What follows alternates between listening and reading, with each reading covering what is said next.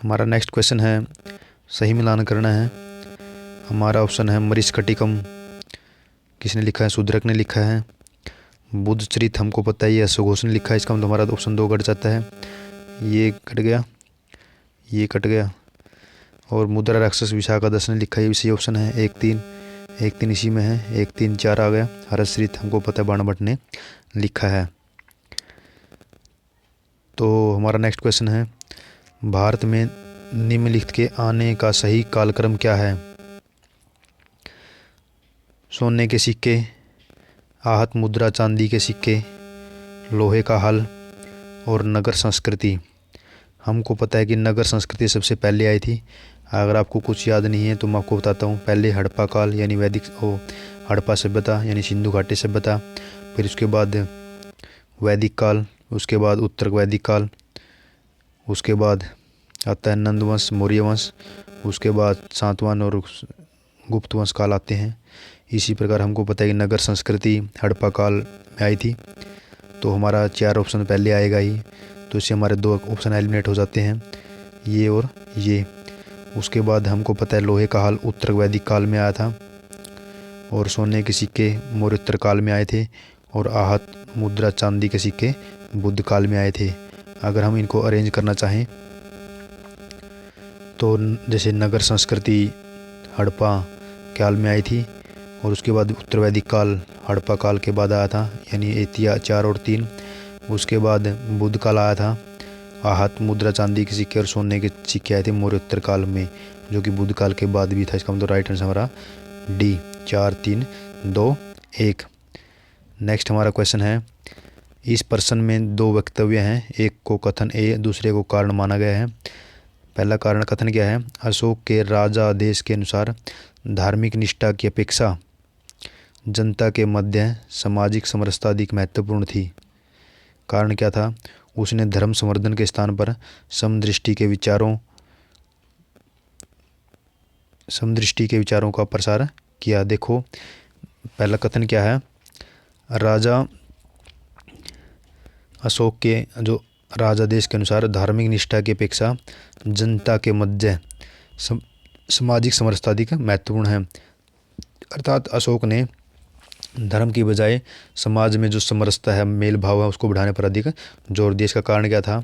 उसने धर्म संवर्धन के स्थान पर समदृष्टि के विचारों का प्रसार किया। तो इसका कारण भी यही है, क्योंकि जो अशोक क्या मानता था, धर्म को बढ़ावा देने की बजाय लोगों में समानता के विचार को बढ़ावा दिया जाए। हमारा नेक्स्ट क्वेश्चन है, हमको सही मिलान करना है। लोथल, सारनाथ, राजगीर और नालंदा। लोथल प्राचीन गोदिक क्षेत्र, ये हमारा सही मिलता है कि लोथल विश्व का पहला बंदरगाह है, जो कि गुजरात में है। दूसरा, सारनाथ, बुद्ध का प्रथम उपदेश सारनाथ में दिया था, ये भी राइट आंसर ही है। अशोक का शीर्ष स्तंभ कहाँ पर है? आपको पता हो तो ये सारनाथ में ही है, न कि राजगीर में। ऑप्शन हमारा 3 क्या होता है? गलत हो जाता है। 3 कट गया, ये कट गया। तो और नालंदा बौद्ध अधिगम का महान पीठ। हमको पता है कि नालंदा में बौद्ध विश्वविद्यालय है, तो इसका राइट आंसर क्या होगा? 1, 2, 4, यानी right answer C. Next question हमारा, निम्नलिखित प्राचीन भारत में अभिलेखों में से कौन से एक भारतीय अभिलेखों में से कौन से एक में खाद्यान्न को देश में संकट काल में उपयोग हेतु सुरक्षित रखने के बारे में प्राचीनतम शाही आदेश है? निम्नलिखित प्राचीन भारतीय अभिलेखों में से कौन से एक में खाद्यान्न को देश में संकट काल में उपयोग हेतु सुरक्षित रखने के बारे में प्राचीनतम शाही आदेश है? शाहौगोर ताम्रपत्र, अशोक का रोमनदेव स्तंभलेख, प्रयाग प्रशस्ति, और डी क्या है? चंद्र का महरौली स्तंभ शिलालेख। शाहगोरा स्तंभ जो ताम्रपत्र है, इसमें संकट काल के लिए खाद्यान्न के भंडार की व्यवस्था की बात की गई है। अशोक के शाहगोरा और महास्थान अभिलेख से पता चलता है कि आज काल के संकट के दौरान राज्य कोषागार से अन्न वितरण किया गया है। तो इसका राइट आंसर क्या है हमारा? ए। अष्टांग मार्ग की संकल्पना अंग है किसका है? अष्टांग मार्ग। हमको पता है दीपवंश के विषय वस्तु का,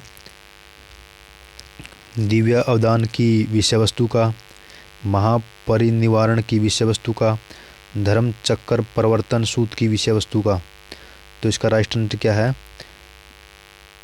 धर्म चक्र प्रवर्तन सूत्र की विषय वस्तु का। अष्टांग मार्ग ये बौद्ध धर्म ने दिया था, 8 मार्ग हैं और ये धर्म चक्र प्रवर्तन सूत्र की विषय वस्तु का अंग है। बुद्ध ने संसारिक दुखों से मुक्ति के लिए अष्टांगिक मार्ग की संकल्पना की थी और जिसे बुद्ध का मध्य मार्ग भी कहा जाता है, जिस पर चलकर निर्वाण प्राप्त होता है। हमारा नेक्स्ट क्वेश्चन है, जो दिया गया मानचित्र जो छायांकित क्षेत्र है वो कौन से साम्राज्य का है?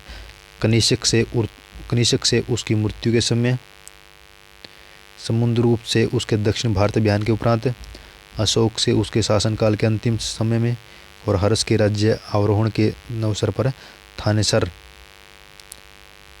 के साम्राज्य में। ये है हमारा राइट आंसर होगा अशोक के शासनकाल के अंतिम समय में। जो नेक्स्ट नक्शा दिया हुआ है अशोक के शासनकाल के अंतिम समय से संबंधित है। अशोक महान 304 से लेकर 232 ईसा पूर्व मौर्य राजवंश का भारतीय राजा था। उसने लगभग संपूर्ण भारतीय उपमहाद्वीप पर 269 से 232 ईस्वी तक शासन किया। उसका शासन विस्तार वर्तमान में पाकिस्तान और पश्चिम में अफगानिस्तान और वर्तमान बांग्लादेश, पूर्व में भारतीय राज्य असम तक और दक्षिण में केरल तक जाता है। हमारा नेक्स्ट क्वेश्चन है, ईसा की 3री शताब्दी में जबकि हूण आक्रमण से रोमन साम्राज्य समाप्त हो गया, भारतीय व्यापारी अधिकाधिक निर्भर हो गए। ईसा की 3री शताब्दी में जबकि हूण आक्रमण से रोमन साम्राज्य समाप्त हो गया, भारतीय व्यापारी अधिकाधिक निर्भर किस पर हो गए? अफ्रीकी व्यापार पर, पश्चिमी यूरोपीय व्यापार पर और दक्षिणी पूर्वी एशिया व्यापार पर, मध्य पूर्वी व्यापार पर। राइट आंसर है दक्षिणी पूर्वी एशिया व्यापार पर।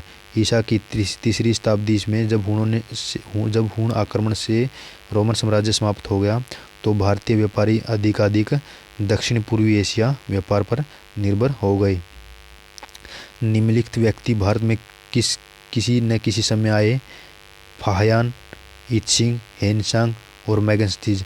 हमको पता है कि हेनसांग हर्षवर्धन के काल में आए, फाहियान चंद्रगुप्त द्वितीय काल में आए और मैगस्थनीज चंद्रगुप्त मौर्य काल में आए। और इससे हम देख सकते हैं चंद्रगुप्त मौर्य पहला था तो इसका मतलब 3 पहले आएगा, तो हमारा ऑप्शन सी और डी ऑप्शन कट जाता है। उसके बाद चंद्रगुप्त द्वितीय और हर्षवर्धन, हमको पता है कि फाहियान चंद्रगुप्त द्वितीय शासनकाल में आया और हेनसांग हर्षवर्धन काल में आया और इत्सिंग हर्षवर्धन के शासनकाल के बाद आया। इसका मतलब लास्ट में क्या आएगा? इत्सिंग ही आएगा, बी लास्ट में आएगा। इसका मतलब अगर हम एलिमिनेशन देखें 3 पहले आता है और 2 लास्ट में आता है, तो 3 पहले 2 लास्ट में इसका राइट आंसर होगा बी। तो इसका मतलब पहले आया मैगस्थनीज, फिर आया फाहियान, फिर आया हेनसांग और फिर आया इत्सिंग।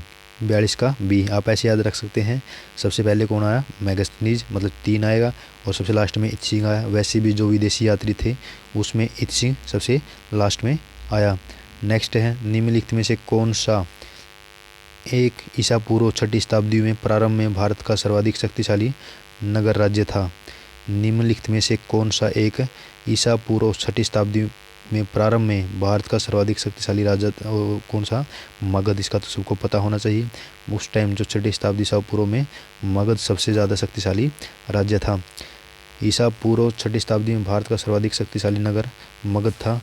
मगध का 16 महाजनपदों के अन्य राज्यों से शक्तिशाली होने का मुख्य कारण वहाँ की भौगोलिक दशाएं थी। इसके अतिरिक्त सुयोग्य और महत्वाकांक्षी राजाओं का नेतृत्व भी मगध के शक्तिशाली होने का एक कारण है। नेक्स्ट क्वेश्चन, ईसा पूर्व 2री शताब्दी के प्रारंभ में उत्तरी अफगानिस्तान में स्थापित भारत यूनानी राज्य था। ईसा पूर्व 2री शताब्दी के प्रारंभ में भारतीय यूनानी राज्य था, तो इसका राइट आंसर होगा बैक्टीरिया। ईसा पूर्व 2री शताब्दी के प्रारंभ में उत्तरी अफगानिस्तान में स्थापित भारतीय यूनानी राज्य बैक्टीरिया था। आर्य शब्द किसको इंगित करता है? निर्जातीय समूह को, यायावरी जन को, भाषा समूह को और सर्वश्रेष्ठ वंश को। इसका राइट आंसर है सी, भाषा समूह को। आर्य शब्द भाषा समूह का व्यंजक है, नहीं न कि सर्वश्रेष्ठ वंश का। याद रखना, आर्य की भाषा संस्कृत थी और संस्कृत भारतीय भाषा परिवार का हिस्सा है। इन्हें भाषा परिवार इसलिए कहा जाता है क्योंकि आरंभ में उनमें कई शब्द एक जैसे थे। 1500 ईस्वी पूर्व के आसपास जब आर्यों ने भारत में प्रवेश किया तो एक ही भाषा का प्रयोग करते थे। इसका राइट आंसर सी हो गया। गुप्त काल में भारतीय व्यापार निम्नलिखित में से किस एक पतन से संचालित होता था? गुप्त काल में भारतीय व्यापार निम्नलिखित में से किस एक पतन से संचालित होता था? इसका राइट आंसर है ताम्रलिपि से। गुप्त काल में उत्तरी भारतीय व्यवहार ताम्रलिपि पतन से संचालित होता था। ताम्रलिप्ति या ताम्रलिप्त बंगाल की खाड़ी में स्थित एक पतन है। प्राचीन काल का एक शहर है जिसे वर्तमान भारत के ताम्लुक से समाकृत किया जाता है।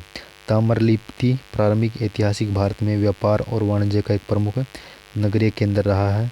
यहाँ से व्यापार सिल्क रोड से उत्तरापथ होते हुए मुख्य व्यापारिक मार्ग से मध्य पूर्व और यूरोप से होता था। समुद्री रास्ते से बाली और जावा सुदूर पूर्व से व्यापार होता था। हमारा नेक्स्ट क्वेश्चन है, पांडिनेन किलकनकु समूह की अहम और पूर्व कविताएं संगम रचनाओं का अनुवर्तन है। उन्हें प्रमुख संगम कारण क्या है? उन्हें प्रमुख संगम और रचना के विपरीत उत्तर संगम रचनाओं में सम्मिलित किया गया। तो इसका राइट आंसर है ए। इसका मतलब यही कारण है जो इस कथन को सही साबित करता है। हमारा नेक्स्ट क्वेश्चन है, जैन धर्म के अहिंसा पर बल ने कृषकों को जैन धर्म अपनाने से रोका। कारण क्या था? कृषि में कीटों और पीड़कों की हत्या होना शामिल है।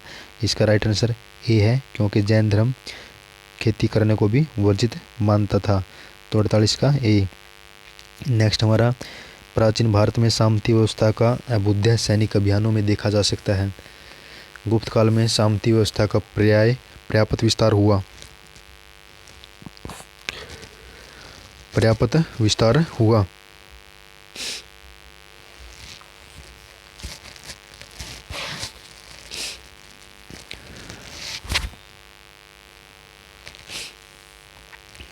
इसका राइट आंसर है, कथन दोनों सही है, क्योंकि प्राचीन भारत में सामंती व्यवस्था का अभ्युदय सैनिक अभियानों में देखा जा सकता है, क्योंकि सेवाओं के बदले उनको ज़मीन दी जाती थी और उसके कारण वो एक सामंती व्यवस्था उत्पन्न हुई। और इसका दूसरा कथन क्या है? गुप्त काल में सामंती व्यवस्था का पर्याप्त विस्तार हुआ। लेकिन ये सही है कि विस्तार हुआ, लेकिन ये कारण नहीं है कि सैनिक अभियानों में देखा जाता है। प्राचीन भारत में राजाओं ने भूमि का स्वामित्व ब्राह्मणों, विद्वानों, धार्मिक संस्थानों को देना शुरू कर दिया, विशेषकर मौर्य काल के दौरान। मौर्य काल के बाद ऐसा सैन्य अभियानों के दौरान अधिक होता था। गुप्त काल में सामंतवाद का विस्तार हुआ और सामंतों को पर्याप्त अधिकार था। उन्हें व्यापारियों और शिल्पियों के संघ और अन्य सामुदायिक संस्थाओं के साथ सत्ता में भागीदार बनाया गया। नेक्स्ट क्वेश्चन हमारा 50। अशोक ने कलिंग को मौर्य साम्राज्य में जोड़ लिया। कारण क्या था? कलिंग दक्षिण भारत से आने वाली स्थलीय और समुद्री मार्गों को नियंत्रित करता था। इसका राइट आंसर है कि जो कलिंग को क्यों जोड़ा, क्योंकि इसका कारण क्या था? क्योंकि दक्षिण भारत से आने वाले जो स्थलीय और समुद्री मार्ग को नियंत्रित करता था कलिंग। तो इसका राइट आंसर ए हो गया। भारत में प्रथम बार सैनिक शासन व्यवहार में कब लाया गया? किसके द्वारा लाया गया? ऑप्शन ग्रीकों द्वारा, शकों द्वारा, पार्थियन द्वारा और मुगलों द्वारा। इसका राइट आंसर है जो मिलिट्री शासन है वो ग्रीकों ने, यूनानी द्वारा लाया गया। भारत में जो प्रथम बार सैनिक शासन यूनानियों ने ग्रीकों द्वारा व्यवहार में लाया गया। सिकंदर ने अपने द्वारा जीते गए प्रदेशों को अपने सैनिक अधिकारियों के अंतर्गत रखा था, इस कारण सैनिक शासन लागू हुआ। हमारा नेक्स्ट क्वेश्चन है सिकंदर से रिलेटेड ही। सिकंदर के हमले के समय उत्तर भारत पर निम्नलिखित राजवंशों में से किस एक का शासन था? सिकंदर के समय हमको पता है कि नंद वंश, मेरे अनुसार इसका राइट आंसर ये है 52 का ये है। सिकंदर ने 326 ईसा पूर्व में भारत पर आक्रमण किया। उस समय भारत पर नंद वंशों का शासन था, क्योंकि नंद वंश के बाद मौर्य आए थे और मौर्य के बाद शुंग, शुंग के बाद कणों। नंद, मौर्य, शुंग, कणों। कणों में सातवां राजा, शुंग पुष्यमित्र शुंग और मौर्य चंद्रगुप्त मौर्य और नंद महापद्म नंद इसके संस्थापक थे। होयसल स्मारक कहाँ पाए जाते हैं? होयसल स्मारक पाए जाते हैं हम्पी हेलीबिडी में, हेलीबिडी वेलूर में, मैसूर बेंगलुरु में और श्रृंगेरी धारवाड़ में। तो जो होयसल स्मारक है वो हेलीबिडी और बेलूर में पाए जाते हैं, न कि हम्पी में। होयसल की राजधानी बेलूर थी, जिसको बाद में हेलीबिडी हो गई। हेलीबिडी और बेलूर में दोनों राजधानी हैं होयसल शासकों की। आगे है सही मिलान करना है और इनमें से कौन सा एक सही सम्मिलित है। हड़प्पा सभ्यता, चित्रित धूसर मृदबांड, लेकिन हमको पता है कि जो चित्रित धूसर मृदबांड है वो उत्तरवैदिक काल से संबंधित है। नेक्स्ट है गंधार कला शैली, हमको पता है कि गंधार कला शैली कुषाण से संबंधित है, इसके बी ऑप्शन हमारा सही है। लेकिन आगे देखते हैं अजंता चित्रकारी गुप्त काल से संबंधित है और पहाड़ी चित्रकला मुगल काल से संबंधित है, क्योंकि पहाड़ी चित्रशैली ने मुगल काल में विकास किया था। जिस प्रकार पहाड़ी चित्रशैली में जिस प्रकार हो गया कांगड़ा, बैसोली और कांगड़ा, बैसोली जैसी चित्रकलाएं मुगल काल में विकसित हुई। गंधार चित्रकला किसमें हुई? कुषाण काल में और अजंता गुप्त काल में, और चित्रित धूसर मृदबांड उत्तरवैदिक काल में हुई थी। नेक्स्ट हमारा क्वेश्चन है हर्षवर्धन ने प्रयाग संसद आयोजित की थी। हर्षवर्धन ने, वह बौद्ध धर्म की केवल महायान शाखा को लोकप्रिय बनाना चाहता था। देखो इसमें एक हर्षवर्धन एक धर्मनिरपेक्ष शासक था।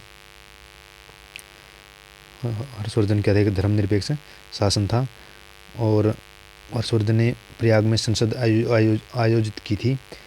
और हर्षवर्धन ने 2 जगह आयोजित की थी, प्रयाग में और कनौज में। और प्रयाग समिति का आयोजन हर्ष ने स्वयं की प्रसिद्धि के लिए किया था और वह बौद्ध धर्म की केवल महायान शाखा को लोकप्रिय बनाना चाहता था। इसका राइट आंसर दोनों कथन सही है, और लेकिन जो कारण है वो एक को पूरी तरह से स्पष्ट नहीं करता। क्यों? क्योंकि हर्ष ने बौद्ध धर्म की केवल महायान शाखा को लोकप्रिय बनाया था, लेकिन यह कारण इसका नहीं है कि उसने प्रयाग में ही आयोजित करना सुनिश्चित करता है। नेक्स्ट है चोल राजाओं में किस एक ने सिलोन पर विजय प्राप्त की? आदित्य प्रथम, राजा प्रथम, विजाल्य और राजेंद्र। किस चोल राजा ने सिलोन में विजय प्राप्त की थी? राजेंद्र ने, जो चोल राज्य में बहुत ही महत्वपूर्ण शासक रहा है, राजेंद्र ने। और 1017 में राजेंद्र ने संपूर्ण सिलोन यानी श्रीलंका को जीत लिया था। इससे पहले राजा प्रथम ने इसका आधा भाग जीता था। देखो जीता राजा प्रथम ने भी था, लेकिन इसने आधा जीता था, और जो राजेंद्र था इसने पूरे चौल राज्य को सिलोन को जीत लिया था। कश्मीर में कनिष्क के शासनकाल में जो बौद्ध संगीति आयोजित हुई थी उसकी अध्यक्षता किसने की थी? तो इसकी अध्यक्षता की थी वसुमित्र ने। किसने की थी? वसुमित्र ने।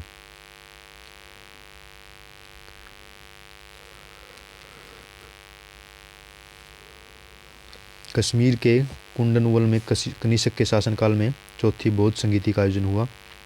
इस बौद्ध संगीति की अध्यक्षता वसुमित्र ने की थी और इसके उपाध्यक्ष अश्वघोष थे। हर्षचरित की रचना बाणभट्ट ने की थी और बुद्धचरित की रचना अश्वघोष ने की थी। बुद्धचरित की अश्वघोष ने, हर्षचरित की बाणभट्ट ने। यह हमने पहले क्वेश्चन में देखा है। निम्नलिखित पशुओं में से किस एक का हड़प्पा संस्कृति में मिली मुहरों टेराकोटा कलाकृतियों में निरूपण नहीं हुआ? ये कहते हैं कि हड़प्पा संस्कृति की जो कलाकृति हैं उसमें किस पशु का निरूपण नहीं हुआ? गाय, हाथी, गेंडा, बाघ। तो इसका राइट आंसर है गाय। मुहरों पर गाय, ऊंट, घोड़ा, शेर को प्रदर्शित नहीं किया गया। आपको याद रखना है कि हाथी, गेंडा, बाघ को तो निरूपित किया है, लेकिन गाय, ऊंट, घोड़ा, शेर जो ये हड़प्पा संस्कृति में गाय, ऊंट, घोड़ा, शेर, इनको जो आकृतियाँ हैं या मोहरे हैं या टेराकोटा उन पर निरूपित नहीं किया, लेकिन जो पशु हाथी, गेंडा, बाघ इनको निरूपित किया है। लेकिन आपको याद रखना है कि जो हड़प्पा संस्कृति है उसमें गाय, शेर, घोड़ा, ऊंट, गाय, शेर, घोड़ा, ऊंट इनको प्रदर्शित नहीं किया गया। गाय, घोड़ा, शेर, ऊंट इनमें सही से मिलान करना है। लोथल ये प्राचीन स्थल है। कालीबंगन जो राजस्थान में है, लोथल गुजरात में है, धोलावीरा जो गुजरात में है, बनावली जो ये भी गुजरात में है, इनका मिलाना है। लोथल जुता हुआ खेत, लेकिन लोथल जुता हुआ खेत मिला है कालीबंगन राजस्थान में, तो इसका बी का ऑप्शन ए सही होता है, जुता हुआ खेत। और गोदीबाड़ा हमको पता है कि लोथल विश्व की पहली बंदरगाह है और ये गोदी भी कहा जाता है, इसका मतलब ए का 2 आएगा। धोलावीरा हड़प्पन लिपि के बड़े आकार के 10 चिन्हों वाला शिलालेख मिला। धोलावीरा में क्या मिला? बड़े आकार के 10 चिन्हों वाला एक अभिलेख मिला। बनावली में पक्की मिट्टी की बनी हुई हल की प्रतिकृति प्राप्त हुई, याद रखना है। लोथल गोदीबाड़ा से संबंधित है और जुता हुआ खेत मिला कालीबंगन से। हल जो पक्की मिट्टी से बना हुआ हल मिला बनावली से। और धोलावीरा से क्या मिला? हड़प्पन लिपि के बड़े आकार के 10 चिन्हों वाला एक शिलालेख प्राप्त हुआ। निम्नलिखित में से कौन सा कथन सही नहीं है? पहला है स्वर्ण बेलागोला स्थित गोमेश्वर की प्रतिमा जैनियों के अंतिम तीर्थंकर को दर्शाती है। दूसरा, भारत का सबसे बड़ा बौद्ध मठ अरुणाचल प्रदेश में है, ये तो राइट आंसर है। खजुराहो के मंदिर चंदेल राजाओं द्वारा बनाया गया, ये भी राइट आंसर है। होयसलेश्वर मंदिर शिव को समर्पित है, ये भी राइट आंसर है। तो ये हमको पता है कि जो स्वर्ण बेलागोला मंदिर जैनियों के अंतिम तीर्थंकर कौन है? महावीर है। लेकिन जो स्वर्ण बेलागोला की जो प्रतिमा है वो अंतिम तीर्थंकर के बजाय प्रथम जैनियों तीर्थंकर को यानी ऋषभदेव को दर्शाती समर्पित है, याद रखना है। जो स्वर्ण बेलागोला की मंदिर मूर्ति है, प्रतिमा है, वो प्रथम जैनी तीर्थंकर को प्रदर्शित करती है। प्राचीन भारत में बौद्ध मठों में पौरण नामक समारोह आयोजित किया जाता था, जो किससे संबंधित है? वर्षा ऋतु के दौरान मठों में प्रवास के समय भिक्षुकों द्वारा किए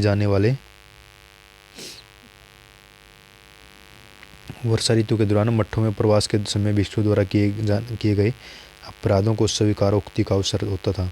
मतलब अगर कोई बौद्ध भिक्षुक अपराध कर देता है और उसको स्वीकार कर लेता है तो उसको उस अपराध से मुक्ति मिल जाती है। यही पौरण नामक समारोह का उद्देश्य रहा है। इसका राइट आंसर बी। मतलब वर्षा ऋतु के दौरान मठों में प्रवास करने के समय भिक्षुकों द्वारा किए गए अपराधों को स्वीकारोक्ति का अवसर प्रदान करता है पौरण त्योहार। लेकिन आगे क्वेश्चन आ सकता है, पौरण नामक समारोह है किस धर्म से संबंधित है? बौद्ध धर्म से संबंधित है। नेक्स्ट क्वेश्चन है, विशाखा दत्त के प्राचीन भारतीय नाटक मुद्रा राक्षस की विषय वस्तु है। विशाखा दत्त किसने लिखी? मुद्रा। इसके कई बार क्वेश्चन आया, मिलान में भी आया है, अब एक अलग से क्वेश्चन आएगा 2002 में। विशाखा दत्त के प्राचीनतम भारतीय नाटक मुद्रा राक्षस की विषय वस्तु है, क्या है?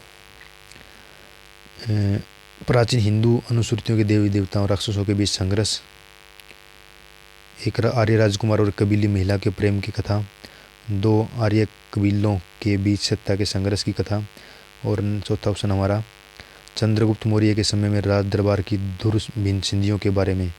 आपको याद रखना है, जो विशाखा दत्त ने मुद्रा राक्षस नाटक लिखा उसमें चंद्रगुप्त मौर्य के बारे में वर्णन है और उसके उत्थान और शक्ति के विषय के बारे में बताता है। इसका राइट आंसर हमारा डी होगा। चंद्रगुप्त मौर्य के समय में राज दरबार के बारे में हमको जानकारी प्राप्त होती है, याद रखना है, क्योंकि नाटक करके आप कुछ और टिक मत लगा देना।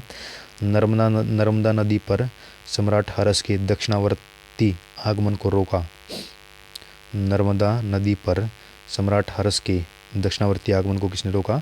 पुलकेशिन द्वितीय ने। हमको पता है कि हर्ष को रोकने दक्षिण में किसने रोका? पुलकेशिन द्वितीय ने। हर्षवर्धन के दक्षिण की ओर प्रस्थान को नर्मदा नदी पर पुलकेशिन चालुक्य शासक था उसने रोक दिया, चालुक्य शासक। हमारा नेक्स्ट क्वेश्चन है, निम्नलिखित कथनों पर विचार करना है। चोलों ने पांड्य तथा चेर शासकों को पराजित कर प्रायद्वीप भारत पर प्रारंभिक मध्यकालीन समय में अपना प्रभुत्व स्थापित कर लिया। दूसरा ऑप्शन है, चोलों ने दक्षिण पूर्वी एशिया के शैलेंद्र साम्राज्य के विरुद्ध सैन्य चढ़ाई की और कुछ क्षेत्रों को जीता। तो इसका राइट आंसर है सी, यानी दोनों कथन सही हैं। चोल शासक राज प्रथम ने पांड्यों और चेर शासकों को पराजित कर प्रायद्वीप भारत पर प्रारंभिक मध्यकालीन समय में अपना प्रभुत्व स्थापित किया, और इसके अतिरिक्त इसने श्रीलंका के उत्तरी भाग को जीतकर चोल राज्य का एक प्रांत बना दिया, जिसको सिलोन कहते हैं। सिलोन से संबंधित क्वेश्चन भी आया हुआ है। मालदीव पर भी आधिपत्य स्थापित कर लिया। इसी प्रकार चोल राजेंद्र चोल ने न केवल संपूर्ण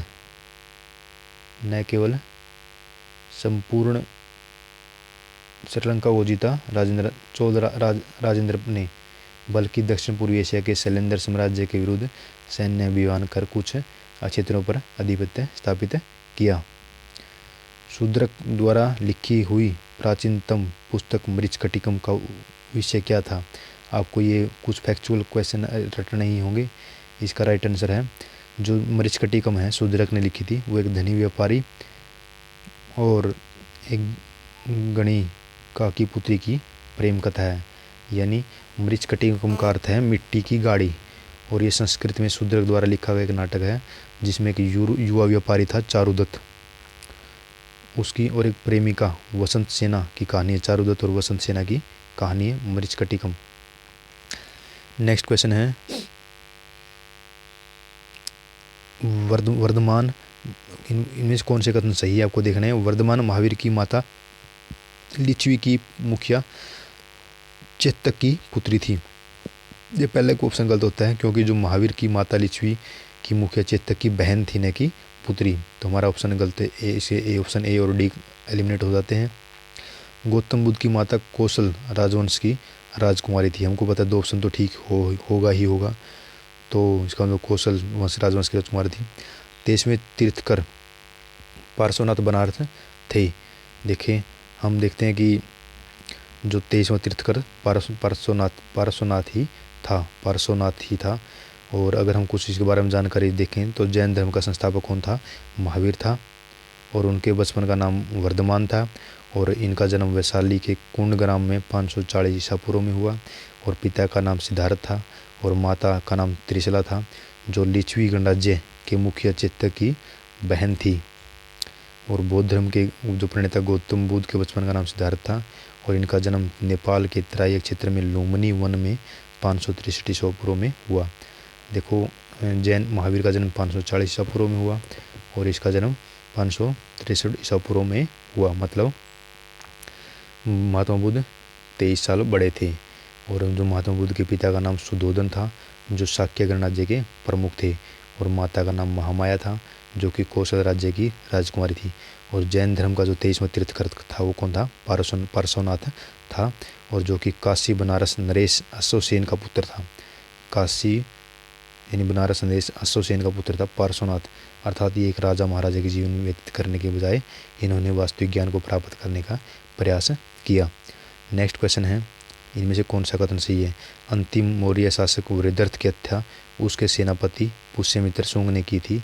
हमको पता है कि जो पुष्यमित्र शुंग वंश की स्थापना पुष्यमित्र ने मौर्य वंश के अंतिम शासक वृद्धर्थ की हत्या करके ही स्थापित की थी। और अंतिम शुंग वंश राजा देवभूति की हत्या उसके ब्राह्मण मंत्री वासुदेव कण्व ने की थी। हमने को पता है कि शुंग वंश के बाद सातवां शासकों ने यानी कण्व वंश की स्थापना की थी, वासुदेव ने की थी, और उसके राज सिंहासन को हथिया लिया था। कण्व वंश की स्थापना कण्व को, और आंध्र ने कण्व राजवंश के अंतिम शासक को पराजित किया। मतलब पहले आया शुंग, फिर आया था मौर्य, फिर कण्व, फिर सातवान। आपको याद रखना है कि इसका राइट आंसर डी हो गया हमारा, तीनों कथन सही हैं। नेक्स्ट हमारा, चीनी तीर्थयात्री फाहियान ने कनिष्क द्वारा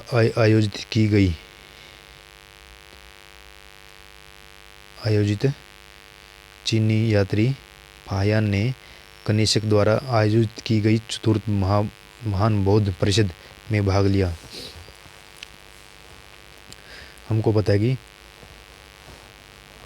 चीनी यात्री फाहियान चंद्रगुप्त द्वितीय काल में आया था, लेकिन कनिष्क दो ने चौथी महान बौद्ध भाग लिया और चीनी यात्री हिनसांग ने हर्ष से मिला और उसने बौद्ध धर्म का प्रतिरोधी पाया। इसका राइट आंसर देखो, हम अगर कॉमन सेंस से निकालें तो भी निकाल सकते हैं। इसका राइट आंसर दोनों में से कोई सही नहीं है, क्योंकि फाहियान कनिष्क के टाइम में नहीं बल्कि चंद्रगुप्त द्वितीय काल में आया था, तो इसका पहला ऑप्शन वैसे ही गलत हो जाता है। दूसरी बात, हिनसांग ने कभी नहीं कहा कि वो बौद्ध धर्म का विरोधी था, इसलिए दोनों ऑप्शन गलत हैं। चौथी बौद्ध संगीति कनिष्क के समय कश्मीर में आयोजित हुई थी और इसका अध्यक्षता वसुमित्र ने की थी और उपाध्यक्ष अशोक घोष था।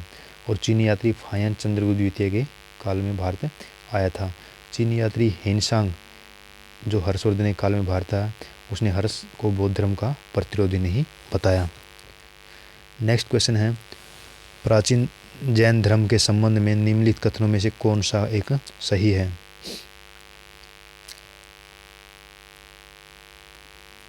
प्राचीन जैन धर्म के संबंध में निम्नलिखित कथनों में से कौन सा एक सही नहीं है? कौन सा एक सही है जैन धर्म के बारे में? सही तो इनमें से एक ही ढूंढना है। हम देखते हैं, अगर ऑप्शन 3 देखते हैं, प्रथम शतक में ईसा पूर्व में जैन धर्म को कलिंग के राजा खारवेल का समर्थन मिला। अगर हम देखते हैं, सतलबाहु के नेतृत्व में दक्षिण भारत में जैन धर्म का प्रसार हुआ। हमको पता है कि दक्षिण भारत में भद्रबाहु गए थे, न कि सतलबाहु, तो दक्षिण पहला ऑप्शन हमारा गलत हो जाता है, क्योंकि सतलबाहु ने उत्तर भारत में किया था और भद्रबाहु जो कि दक्षिण भारत में जैन धर्म का प्रचार किया। दूसरा, पाटलिपुत्र में हुई परिषद के पश्चात जो जैन धर्म के लोग भद्रबाहु के नेतृत्व में थे वे श्वेतंबर कहलाए, गलत है। जो सतलबाहु के नेतृत्व में थे उनको वो श्वेतंबर कहलाए थे। भद्रबाहु के लोग नंगन रहते थे। और चौथा ऑप्शन है, बौद्ध के विपरीत जैन धर्म की प्रारंभिक अवस्था में जैन धर्म के लोगों का चित्रों का पूजन करते थे।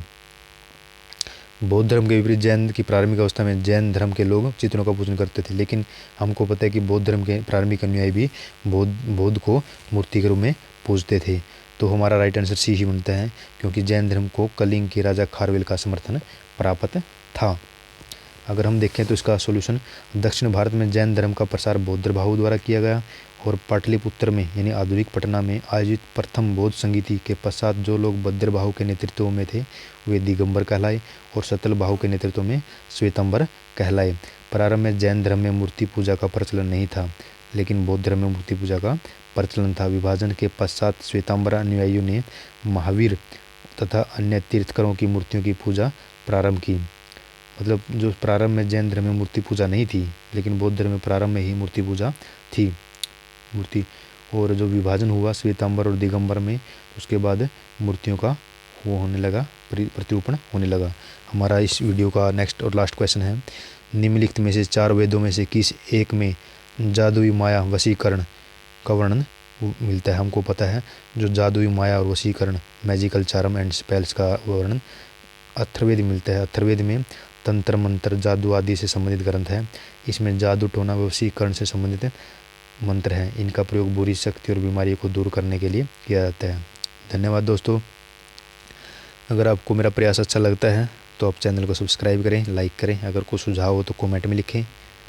नेक्स्ट वीडियो में हम यूपीएससी प्रीलिम्स के हिस्ट्री के प्राचीन इतिहास के अगले क्वेश्चन करेंगे। धन्यवाद दोस्तों।